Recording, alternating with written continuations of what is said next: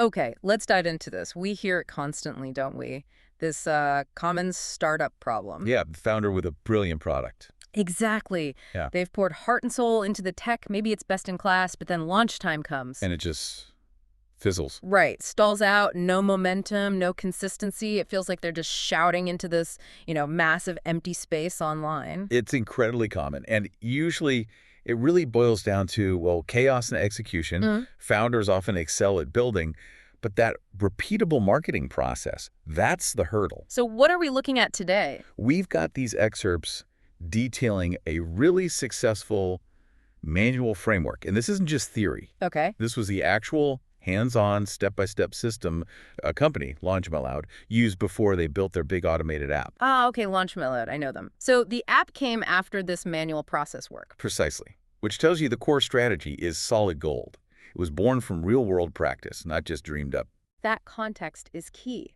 So our mission here, for you listening, is to pull apart those core repeatable steps from this manual playbook. Yeah, we need to figure out the mechanics. How did these early startups go from basically zero presence to getting real users, real traction? Using just discipline and this, 6-step blueprint? That's the goal. And it starts with understanding why it was needed. Right. The chaos you mentioned? Exactly. When they looked at struggling founders, everything was scattered. No clue what to post, how to really reach users, how to track if anything was even working. Just reacting, not planning? Totally reactive. The framework was built specifically to impose structure, to take the guesswork and the daily panic out of it. So structure versus chaos. Makes sense. But where does that structure begin? A lot of people jump straight to content creation, right? They do. But this framework, it insisted on foundational work first, which brings us to step one. Mapping the market. Okay, mapping the market. What did that actually involve manually? It's way more than just listing competitors. It forces the founder to sit down and really define, okay, who are we up against? Yes, but crucially. Where are the users? Exactly. Pinpointing the specific channels, the forums, the online groups where their ideal early adopters actually hang out. It's a manual filter. So you're not wasting time later on platforms where your audience isn't active. Precision targeting from day one. You got it. Stops you spraying effort everywhere. Okay, so you've got the map. You know where to go. But the next big killer is follow-through, isn't it? Consistency. People stall here. Always. The map gives you direction, but you need velocity. And that comes from consistency. That's why the framework immediately forced discipline with step 2. Which is? Guaranteeing consistency. Building a structured content calendar. And the source material was pretty specific about this, wasn't it? Something about 15 days? Yeah, typically building out 15 days of posts and stories right up front. Why 15? Why not a week or a month? Well, the thinking was about fighting that context-switching fatigue. If you wake up every single morning thinking, ugh, what do I post today? The quality drops, or you just skip it. Been there. Right. So batching 15 days means you get into a flow state, produce better stuff, and crucially, you remove that daily decision stress. It guarantees you put something out every single day. It's about making it routine, almost automatic. Smart. But what kind of content? Just buy my thing for 15 days straight? Oh, definitely not. That would kill engagement fast. The manual framework mandated a content mix. Think like 60% educational or value add. Okay. Maybe 30% aspirational stuff, industry thoughts, that kind of thing. And only about 10% direct calls to action. So building trust and authority first. Exactly. That 15-day bash had to reflect that ratio. It's about building momentum, not just blasting sales messages. That routine makes total sense. But honestly, it still feels like a lot when you're also coding, fundraising, doing everything else. How did they make sure this calendar actually translated into daily action without burning founders out? That's where we hit section 2. This is about active engagement. Step 3 is where planning meets, well, the daily grind.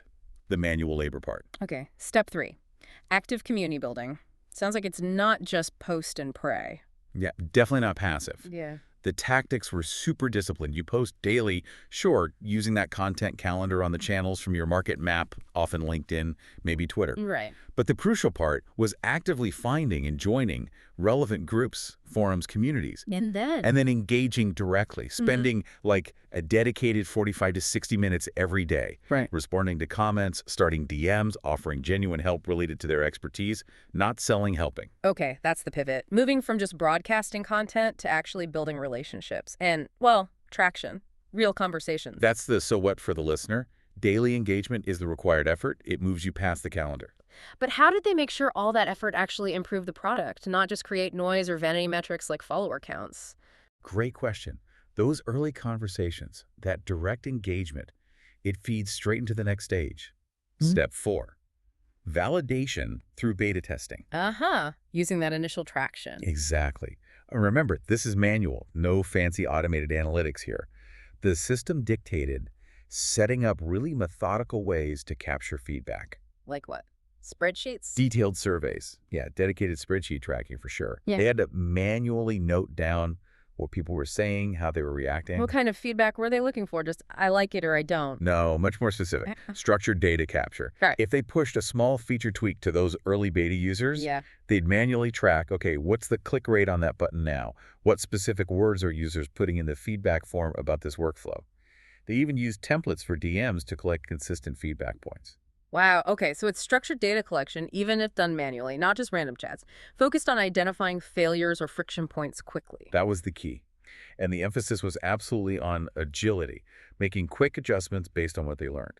Right, you can't wait months for a big review cycle in a startup. No way. We saw one example, a founder literally tweaked their sign-up flow over like 3 days based on feedback from just 50 beta users. Yeah. That immediate reaction, that's what builds traction. That responsiveness is the advantage. Okay, so they've got product confidence, message confidence, built through this steady manual effort. What's next? The big push. Exactly. That brings us to section 3, the final planned effort. Step 5, the campaign peak. Okay, the launch spike. After all that daily grind, how did they orchestrate this manually? It's all about leverage. Using everything they built, the queued content, the engaged beta list, the refined messaging, and turning it into, like, kinetic energy. Sounds intense. It required serious coordination, a planned email sequence to their growing list, big social media blasts hitting simultaneously, and the really intensive part, Which was? highly focused, personalized outreach. Meaning going back to those people they connected with in step 3, not just a mass email. Precisely. Targeting maybe those 20, 30 key contacts, the influential ones they built real rapport with, making specific personal asks or announcements. Yeah.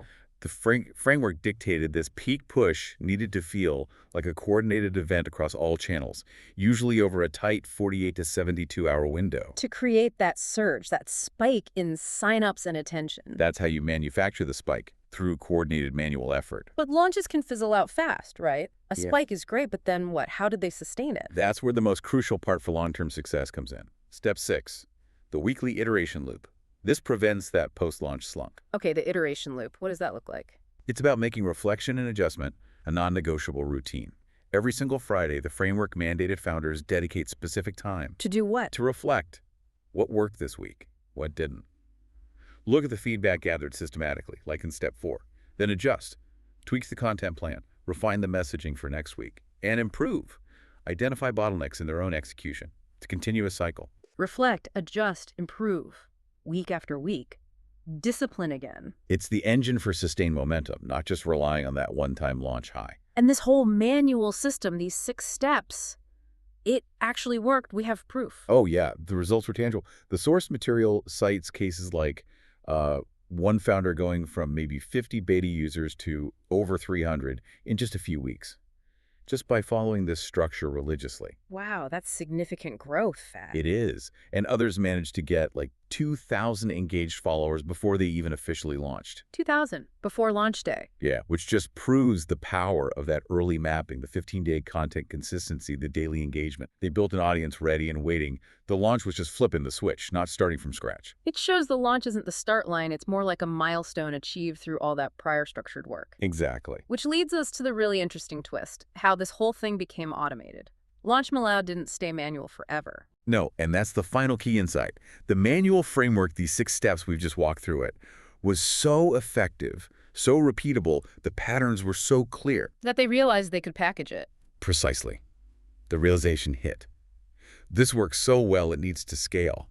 So the company basically took this exact framework, the sequence, the logic, and automated the tedious parts. Like the scheduling, the tracking. Yeah, boring bits. Turning that high-touch manual process into a scalable product that founders everywhere could use. The app is the manual framework, just automated. So the big takeaway here for you listening is that this super successful automated tool, it's not built on some secret algorithm magic. Not at all. It's built on a straightforward step-by-step playbook, rooted in discipline. The secret was executing these 6 manual steps consistently. Absolutely. If you boil down the most valuable nugget here, it's this. Launch success comes from discipline, structure, and batching your effort. You need that market map first, a manual filter. Then the 15-day consistency batch to beat the friction. Rigorous, daily engagement, real conversations, not just posts. Quick, structured feedback collection, and then that vital weekly iteration loop. Reflect, adjust, improve, always. Which leaves us with a final thought for you to chew on. A provocative one, maybe. Go for it. If LaunchMeLoud, a really successful automated product, was built entirely on executing a tough 6-step manual process first, what fundamental manual work might you be skipping in your own projects right now? Good question. Are you trying to find an app to automate chaos? Or are you willing to do the hard manual steps first, the ones that actually guarantee results, before you even think about scaling or automating? Something to consider.